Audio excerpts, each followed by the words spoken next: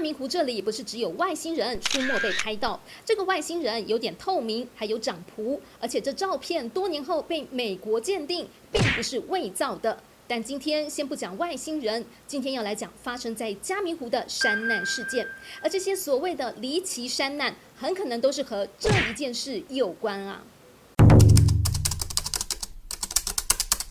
2016年，一名31岁的超马选手在新年元旦的时候进入了嘉明湖山区。其实这位选手应该算是很有经验了，因为他平常挑战百岳已经超过50座以上了。而这次他是独自一个人来到嘉明湖。嘉明湖有着迷人的湛蓝湖色，因此被称为是上帝遗失在人间的蓝宝石，又被称为是天使的眼泪。很多人都想来到这海拔3000多公尺的山域，来亲眼一睹它美丽的面貌。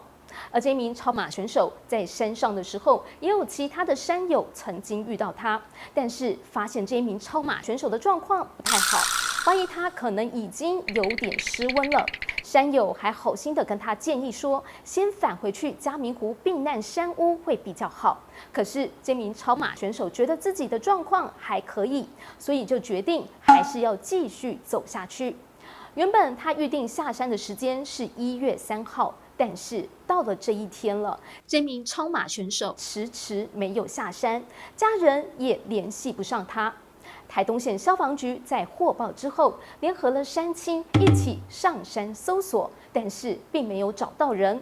到了第2天，也出动空勤直升机帮忙再送搜救人员上山搜寻，但还是没有发现超马选手。到了1月7号那天上午，国军来到嘉明湖的附近山区进行直升机训练的时候，没想到就在停机坪周围不远的地方，赫然发现了一名男子就趴在地上，但是已经没有生命迹象。后来是根据男子身上的证件，发现他就是失联多日的超马选手。但奇怪的是，其实之前搜救人员也有来到这一带进行搜索，但偏偏就是没有发现到超马选手他的人。这就跟我们之前曾经谈过一名阿嬷，她受困在山区的河床，虽然搜救人员也曾经距离她很近了，但是不管阿嬷她怎么呼救，怎么挥手，搜救人员就是没有发现到阿嬷。有兴趣的朋友也欢迎点开这支影片来看看哦。不过离奇的还有，那时候是1月，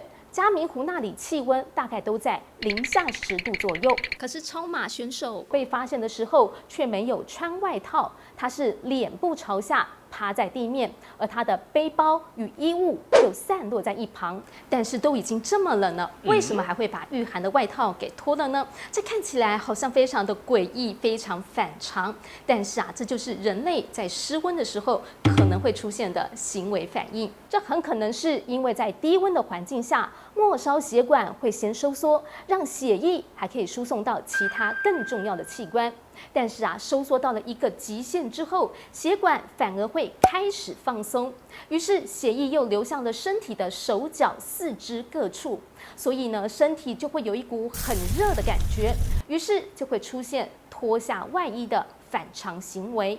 但如果出现了反常脱衣，就是已经到了重度失温的状态了。还有一种造成反常脱衣的可能原因，就是因为太冷，冷到让大脑的下视丘没有办法正常运作，传递出错误的讯息，以为呢现在身体很热，于是人就会把衣服给脱了。其实另外一起嘉明湖的离奇山难，也被人怀疑是不是和失温有关呢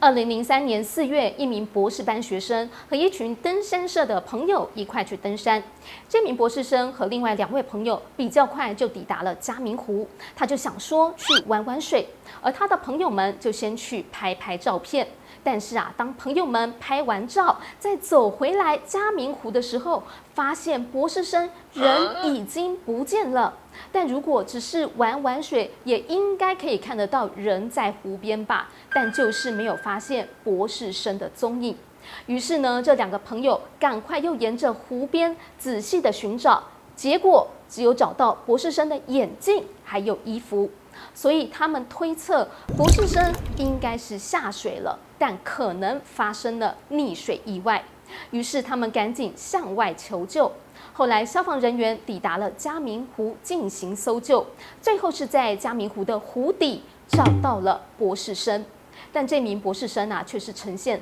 双手握拳的姿势，就端坐在嘉明湖6公尺深的湖底，所以也有人怀疑这名博士生也可能是已经出现了失温，身体感觉到很热，因此想要尽快泡到水里头去，没想到却不幸发生意外。虽然博士生登山的时间是4月份，但嘉明湖4月的平均高温大概是7度C，长时间暴露在低温的环境之下，而且热量又一直流失的话，就很可能会发生失温。而且失温并不是在冬天才会发生，要告诉大家，失温更常发生在春夏季还有秋天这3个季节，所以千万不要轻忽大意了。好了，今天就跟大家聊到这喽，也欢迎把影片分享给朋友，咱们下次见了，拜拜。